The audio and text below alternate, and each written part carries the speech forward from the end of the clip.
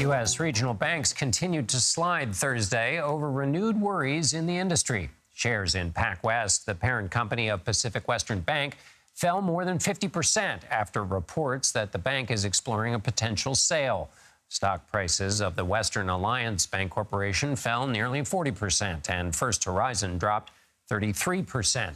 This all comes after the Federal Reserve raised its key interest rate another quarter of a percentage point Wednesday, despite the Fed chair's remarks that conditions in the banking industry are improving. For more on this, I'm joined by Gina Heeb. She is a banking reporter at the Wall Street Journal. Gina, what did you make of the market? What happened today, especially in the context that Jerome Powell started his remarks on Wednesday saying everything's fine with the banking system? Seems like the market didn't take him at his word. Right. Well, three banks have failed since March, and I think that's raised a lot of questions about whether there are other banks that could be at risk. Now, after First Republic was seized and sold to JP Morgan over the weekend, there seemed to be a little bit of a sigh of relief, but that definitely didn't last. As you mentioned, bank stocks tanked. They were down yesterday and down a lot more today.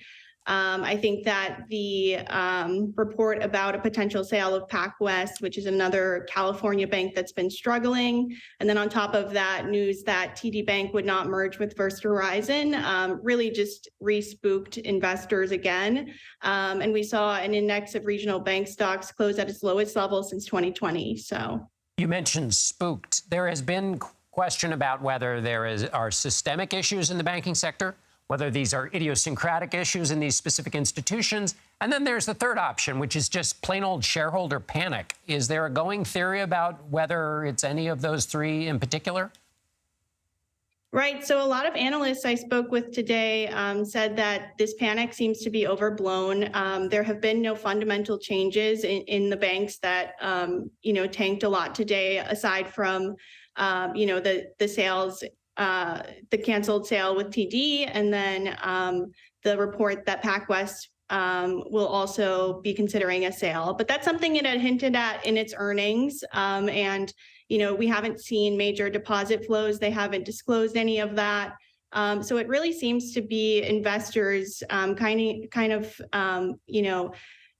feeding into this fear and fanning, short seller interest in PacWest and First Horizon hit record highs today. So it seems to be a lot of panic. And what about, is there anybody saying anything about what banks actually do? So if rates go up, that means banks are probably going to make fewer loans. And if that's the case and there's a recession coming, maybe business isn't going to be so good for the banks. So is there an economic case to be made that banking is having legitimate economic issues distinct from the panic that's going on as a result of what's been happening since March? Right. Banks definitely are facing a challenging environment with higher rates. The Fed has been raising at a really, really fast pace. And to keep up with that, they have to pay depositors a lot more. Deposits are a lot more competitive. So that really, hurts their profitability. But I think it's more of a question of how much they'll earn each quarter rather than a question of survival for many of them. It doesn't, analysts and policymakers are saying that this is mostly contained. The ones that failed were really unique business models. They were very concentrated.